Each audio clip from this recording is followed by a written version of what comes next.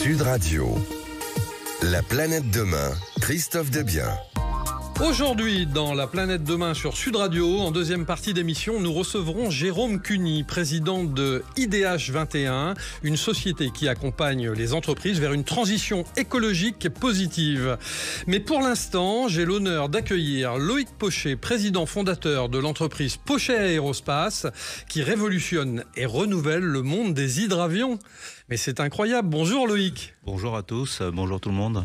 Alors en plus, si mes souvenirs sont bons, avant d'être un entrepreneur averti dans le milieu aérospatial, vous étiez un grand navigateur à la voile qui a participé d'ailleurs à plusieurs courses au large, n'est-ce pas? Tout à fait, ouais. J'ai toujours eu les pieds dans l'eau, la tête dans les nuages. On se refait pas. Et par exemple, vous avez navigué avec qui, qu'est-ce que vous avez fait J'ai le privilège d'avoir navigué avec tous les plus grands, quoi, que ce soit de Kersozon à Tabarly, en passant par Michel Malinowski, on en parlait tout à l'heure, ou voilà, Philippe Gentot. J'ai eu ce privilège-là d'être avec tous ces gens-là, quoi.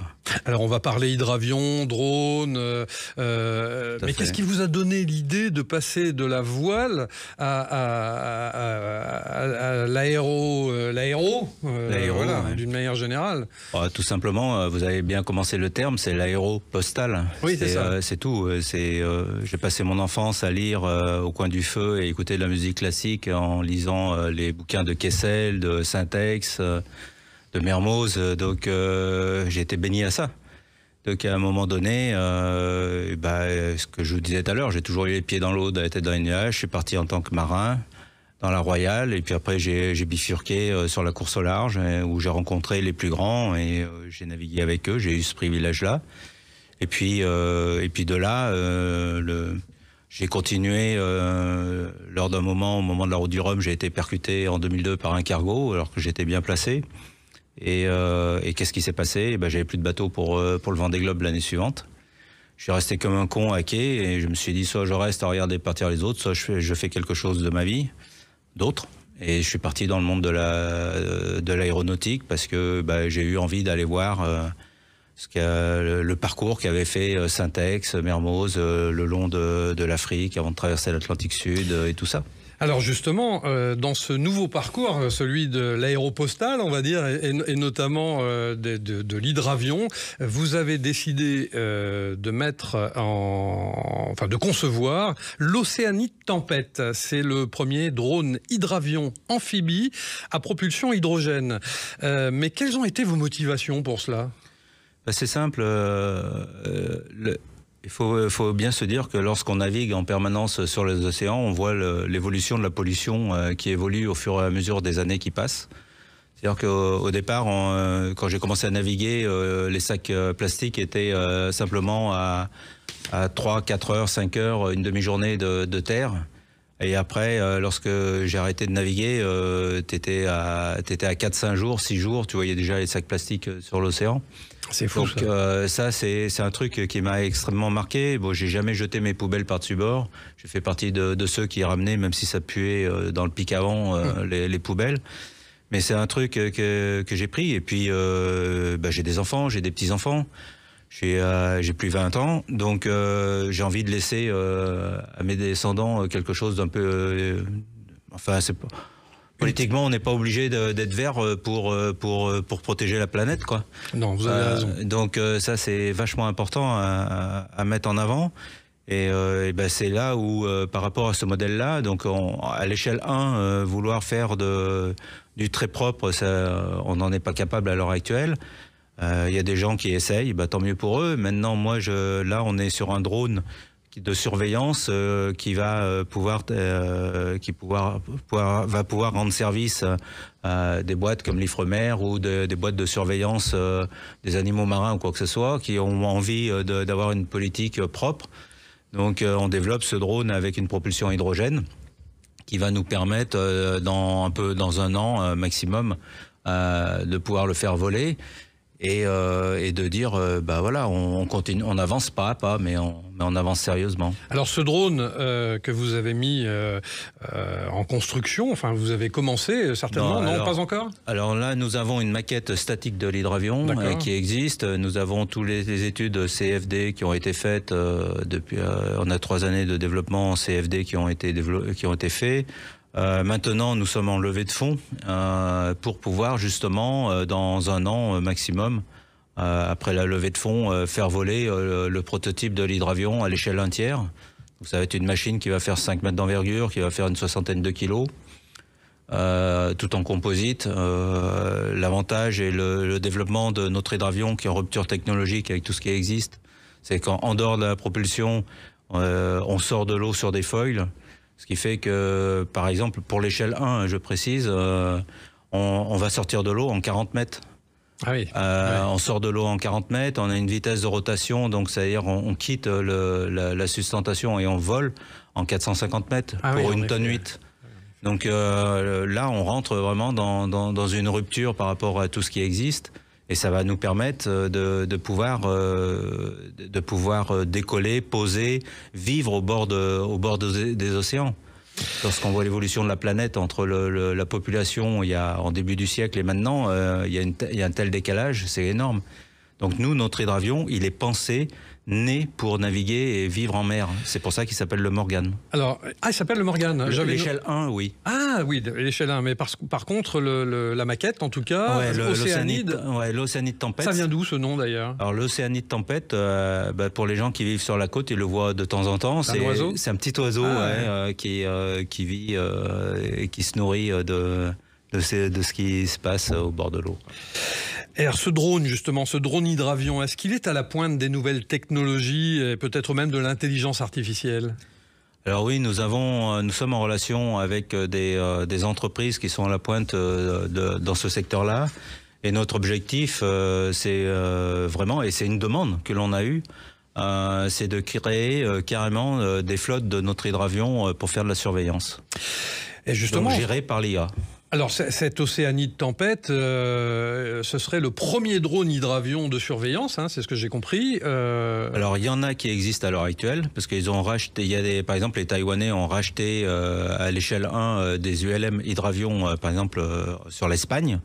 Et ont tout acheté, l'outillage, tout. Ils ont tout vidé le truc et l'ont emmené à Taïwan. Et il y a des hydravions de surveillance en drone à l'échelle 1 qui volent en Taïwan à l'heure actuelle. Et quand est-ce que vous avez prévu sa fabrication et sa commercialisation? Dès que la levée de fonds est terminée, on a 1 année pour le fabriquer et dans la foulée, on fera les essais en vol et nous avons à l'heure actuelle des clients finaux qui sont prêts à nous suivre dès qu'ils le verront voler. Comment va être opéré le vol de cet hydravion, le premier vol finalement? Vous avez une idée de cette opération? De toute façon, l'opération va se faire sur le bassin de Thau parce que nous sommes basés à Sète. L'écosystème sétois m'accompagne et me soutient. Donc entre le côté mer de l'entrée du port et puis le côté étang de Thau, on a de la surface nautique suffisamment importante et intéressante pour qu'on puisse faire les essais chez nous, quoi.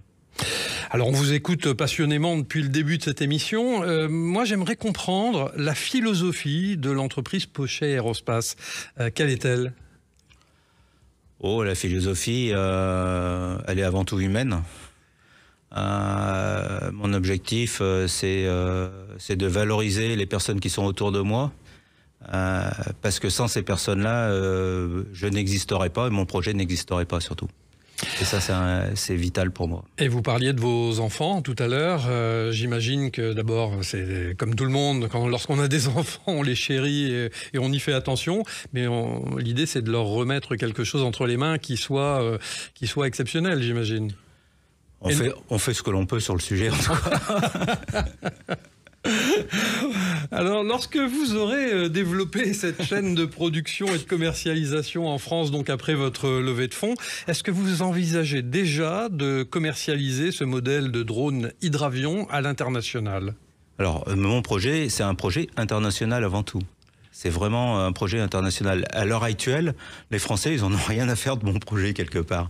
Par contre, oui, les États-Unis, les pays de l'Indonésie, les pays de l'Océanie sont extrêmement intéressés par notre projet. Alors que les Français, entre guillemets, se sont endormis pour eux, le monde de l'hydraviation, c'est justement Mermoz, c'est pas actuel, quoi. Oui, en effet, en effet. Vous avez un objectif qui est celui de créer un outil innovant, en totale rupture, d'ailleurs, avec rupture technologique, avec tout ce qui existe dans ce domaine. Est-ce que vous pouvez nous en dire un petit peu plus à ce sujet ? C'est un peu compliqué parce que je veux pas tout dévoiler et tout ça, et puis surtout qu'on est extrêmement à l'écoute par rapport à tout le monde, mais on est vraiment, en quelque sorte, notre projet, ce sont des briques technologiques qui existent de partout depuis de nombreuses années, mais qui n'ont jamais été assemblées ensemble. C'est là, en quelque sorte, qui est notre force. Et mon objectif, c'est pas spécialement de créer des brevets, parce qu'un brevet, après, il faut le faire certifier en aviation. C'est long, ça coûte cher, et c'est pas gagnant. Merci infiniment, Charles-Loïc Pochet, président fondateur de Pochet Aérospace, une entreprise qui développe et fabrique le premier drone hydravion made in France au service de la protection de l'environnement. On se retrouve dans quelques minutes avec Thibault, le French Trotter de Sud Radio, pour un reportage en immersion. À tout de suite. Sud Radio, la planète demain, Christophe Debiens. Il est l'heure maintenant de retrouver Thibault, notre French Trotter. Je crois, Thibault, que vous avez rencontré quelqu'un qui fait vraiment avancer les choses dans la décarbonation. Exactement, Christophe. Il s'appelle Arnaud Pigoudinès. C'est un des pionniers en France du rétrofit. Alors, le rétrofit, qu'est-ce que c'est ? Eh bien, c'est le fait de remplacer le moteur thermique d'un véhicule par un moteur électrique, ce qui permet de réduire considérablement son empreinte carbone. J'ai rencontré Arnaud dans l'atelier showroom de son entreprise, Rêve Mobilities, situé à Paris. Il nous précise sa vision du rétrofit. C'est la transformation de n'importe quel véhicule terrestre, donc du deux roues jusqu'au bus, en passant par les camions, les utilitaires, en enlevant le moteur thermique, essence ou diesel, et en mettant un moteur électrique, soit avec des batteries, soit avec ce qu'on appelle une pile à combustible hydrogène, pour pouvoir produire soi-même l'électricité et nécessiter moins de batteries. C'est une nouvelle alternative, ça n'existait pas avant, ça a commencé aux États-Unis, et d'ailleurs j'ai commencé aux États-Unis à faire un rétrofit en 2015, et quand je suis rentré en France c'était interdit, donc j'ai changé la réglementation pour le faire, et c'est une formidable opportunité déjà de décarboner et de faire beaucoup d'économies, parce que derrière tout ça c'est 2 à 3 fois moins cher qu'un véhicule électrique neuf. C'est vraiment vous qui avez fait changer la loi ? Avant c'était pas possible de transformer son véhicule ? Alors, effectivement, avant, en France, depuis 1954, on ne pouvait pas changer un moteur d'un véhicule sans l'accord du constructeur. Et donc, les constructeurs ne l'accordaient quasiment jamais, d'autant plus que c'était balbutiant. Sauf que maintenant, avec l'essor de l'électrique et l'essor de l'hydrogène, en gros, c'est quelque chose de plus en plus accepté, même les constructeurs le font. Et en fait, tous ensemble, on a créé une réglementation qui nous autorise à devenir constructeurs nous-mêmes. Nous, chez Rêve, on est constructeurs, et on est constructeurs de chaînes de traction qu'on vend à des entreprises, donc on fait faire en installation, qu'on vend à des entreprises, des collectivités, et même aussi aux constructeurs qui s'y intéressent de plus en plus. Alors justement, qui sont vos clients ? Donc il y a des particuliers, il y a aussi des grands comptes, il y a des grandes entreprises, l'État peut-être ? Alors, ça dépend des catégories de véhicules. On a une division véhicules anciens, donc c'est plus les gestionnaires de véhicules anciens, donc la location de véhicules touristiques anciens, mais qui ont besoin de décarboner, ne serait-ce que le slow tourisme, le no-tourisme, de pouvoir circuler au milieu des vignes avec un véhicule sans émission, c'est extraordinaire. Mais le gros du marché aujourd'hui, c'est les utilitaires des villes ou des flottes, les grandes entreprises, que ce soit Fnac Darty, que ce soit les flottes des agglomérations. À Paris, il y a plus de 3000 véhicules utilitaires qui sont tous diesel, qui normalement peuvent plus circuler dans la ville du fait de la ZFE et du fait de la décarbonation. Et ce sont des véhicules qui sont en plus valent très cher en termes d'équipement parce qu'ils sont suréquipés. Il y a aussi l'équipement frigo. Enfin, il y a énormément de typologies de véhicules qui doivent durer longtemps. Et le rétrofit est parfait pour les faire durer encore plus longtemps en électrique. Il y a les bus. Donc c'est les transporteurs, c'est les agglomérations, les bus scolaires, donc des régions, et aussi les bus urbains, et bientôt les camions aussi. À ce jour, combien de véhicules ont été convertis en passant par vos ateliers ? Alors en passant par nos ateliers, je vais vous dire que des prototypes, puisqu'on est en train de faire des milliers de kilomètres à nos véhicules, hein, donc ça va du Land Rover Defender à la Fiat 500, parce qu'en fait derrière tout ça, pour homologuer un véhicule, il faut lui faire beaucoup de kilomètres, faire plein d'essais, beaucoup d'ingénierie, et parce que ça doit durer très longtemps, sans panne, sans problème, et la moindre des choses, c'est de mettre sur le marché quelque chose qui est prêt à durer très longtemps. Merci beaucoup Thibaut, on se retrouve la semaine prochaine avec la suite de ce reportage. Saviez-vous que selon une étude réalisée en 2021, 53% des dirigeants considèrent qu'ils devront adapter en profondeur leur modèle économique pour atteindre la neutralité carbone? Eh bien, pour les aider dans cette mission, Jérôme Cuny, président de IDH 21, qui est avec nous en studio, va nous expliquer sa méthode. Bonjour Jérôme. Bonjour. Alors j'ai une première question pratique. Le nom de votre entreprise, IDH 21, signifie quelque chose de précis ? Oui, alors il combine deux idées, je l'ai trouvé assez rapidement, mais j'avais besoin de trouver le nom rapidement. Il combine à la fois la notion des idées pour l'horizon, l'idée de se projeter dans l'avenir avec de nouvelles idées, et il fait aussi référence à l'indice de développement humain, qui est un référentiel qui permet de mesurer dans tous les pays le niveau de développement et de confort. Alors, vous avez entendu le reportage de Thibaut, notre French Trotter. Vous m'avez fait un petit signe. J'ai cru comprendre que vous aviez quelque chose à dire à ce sujet-là. C'est pour rebondir un peu sur ce qu'on voulait discuter, sur la redirection écologique, en fait. L'idée que du rétrofit est passionnante et indispensable. Et on est sur ce qu'on appelle plutôt transformer les moyens. C'est-à-dire on se déplaçait avec des voitures à moteur thermique. Il faut maintenant se déplacer avec des voitures électriques. Soit acheter des voitures neuves, soit faire du rétrofit, comme on nous l'a présenté. Tout ça, c'est de l'innovation, c'est indispensable. Malheureusement, ce qu'on s'aperçoit, c'est que les problèmes augmentant un peu rapidement, et chaque été, même en France, qui est censé être un climat tempéré, on commence à sentir des choses, ça devient problématique et on va être obligé, et plein d'entreprises commencent à le faire, à se questionner aussi sur la finalité. C'est-à-dire, en fait, quand on parle d'une voiture, la question, oui, c'est la voiture, mais ça, c'est le moyen. La question, c'est pourquoi vous avez besoin d'une voiture ? Pour vous déplacer. Et en fait, se déplacer, il y a plein de moyens différents de le faire. Et l'innovation, elle peut être technologique, technique, mais elle peut être aussi, excusez-moi le mot peut-être barbare, socio-économique, c'est-à-dire comment on s'organise. Ça aussi, c'est une forme d'innovation. Et la redirection écologique est dans cet esprit à se dire, posons-nous des questions sur d'abord, c'est quoi l'objectif qu'on veut atteindre avant d'essayer de se positionner que sur les moyens. Alors, vous évoquiez la redirection écologique. Qu'est-ce que c'est, selon vous, précisément, en fait ? Parce qu'en fait, c'est dans votre concept d'entreprise. Oui, et c'est porté à la base par des chercheurs qui, Alexandre Monin, Diego Landivar et Emmanuel Bonnet, qui ont porté cette idée avec exactement le principe que je viens de vous décrire. C'est, oui, les moyens sont indispensables, oui, il faut se plonger dedans, oui, il faut de l'innovation technologique, mais en fait, il y aura des limites, d'autant plus à la vitesse des problématiques qui arrivent. Et l'idée derrière, c'est qu'il faudra peut-être repenser comment on fait au jour le jour, sauf que c'est pas simple. On est tous ancrés dans des habitudes, et renoncer, se transformer, c'est pas simple quand on parle d'habitude. C'est plus facile avec une technologie presque. On est habitué. Vous avez d'autres exemples ? On parlait du rétrofit à l'instant suite au reportage de Thibaut. Est-ce que vous avez d'autres exemples en tête qui sont encourageants à nous présenter ?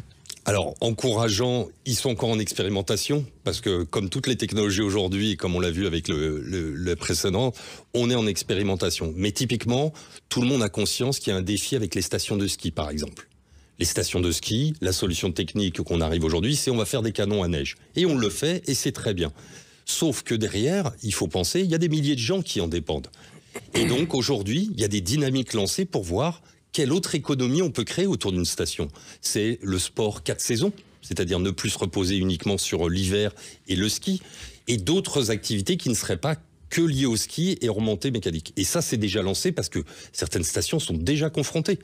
Et donc, on est sur, oui, la technologie, mais on pense aussi à notre organisation en tant que groupe, communauté, autour de ce lieu qui dépendait du ski d'hiver pendant 3 mois de l'année, en gros, pendant 50 ans. Il manque de neige. Est-ce qu'on laisse ces gens se débrouiller tout seuls ? L'idée, c'est d'essayer de les accompagner pour réfléchir à comment se transformer. Alors j'ai cru comprendre que vous aviez dans votre besace un autre cheval de bataille qui est la relocalisation. La relocalisation, d'ailleurs, vous en avez parlé et rédigé un livre autour de ce sujet-là. Je crois que ça s'appelle Relocaliser d'ailleurs le bouquin. Vous allez pouvoir nous en parler dans la collection Fake or Not aux éditions Tana. Qu'est-ce que vous pouvez nous dire justement à propos de la relocalisation 2 ans après la sortie de votre livre? Et est-ce qu'on a progressé sur le sujet?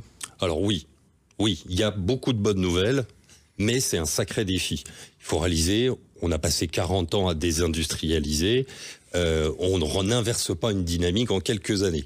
Il faut reconnaître, ça a même commencé il y a pas si récemment, en fait, sous la présidence Sarkozy. Pour plein de raisons, en gros, on était 8 ans après l'entrée de la Chine dans l'Organisation mondiale du commerce, qui a bouleversé l'économie mondiale, qui a mondialisé complètement. Et là, on s'est un peu aperçu, tiens, on a peut-être été un peu trop loin. Et ça avait lancé une dynamique difficile, parce que c'est arrivé au même moment que la crise des subprimes, donc c'était pas simple pour lancer des dynamiques fortes. Mais depuis quelques années, vraiment, on sent une accélération encore raisonnable, je vais être honnête avec vous, mais il y a une réelle envie. Avec des choses comme, par exemple, sur les batteries. Par exemple, on parlait de voitures. Bon, le problème, c'est aujourd'hui, les batteries sont énormément produites en Asie. Il y a des giga-usines en train de se fabriquer dans le nord de la France et en Allemagne. La filière de recyclage qui progressivement se construit, etc. Et puis des choses même plus basiques, comme le paracétamol, puisque, entre autres, la période du Covid nous a fait réaliser que nous avions créé une très très forte dépendance au reste du monde pour nos médicaments et que les plus basiques, il serait peut-être intéressant de les avoir plus proches de nous. Donc une vraie dynamique est lancée. Alors justement, cette dynamique, j'en viens aux produits relocalisés. Les produits relocalisés sont-ils plus chers que les produits, par exemple, asiatiques? Alors, théoriquement, oui. Sauf que, et on va faire un très bon lien avec ce que je vous ai dit tout à l'heure sur la redirection écologique, si vous voulez exactement le même produit, oui, c'est compliqué. Par contre, si vous repartez à la base en vous posant la question, oui, mais qu'est-ce qui est important dans le produit, ça vous amène peut-être à repenser le produit et le simplifier, ce qui permet à ce moment-là, en ayant moins de complexité, moins de composants, de réduire fortement les prix. Et j'échangeais encore avec quelqu'un qui travaille vraiment dans l'usine et qui m'expliquait, on arrive sur certains produits, après avoir repensé le design, à atteindre les mêmes tarifs, les mêmes prix que la production en Chine. Donc c'est possible, théoriquement. Il faut repenser le produit, par contre.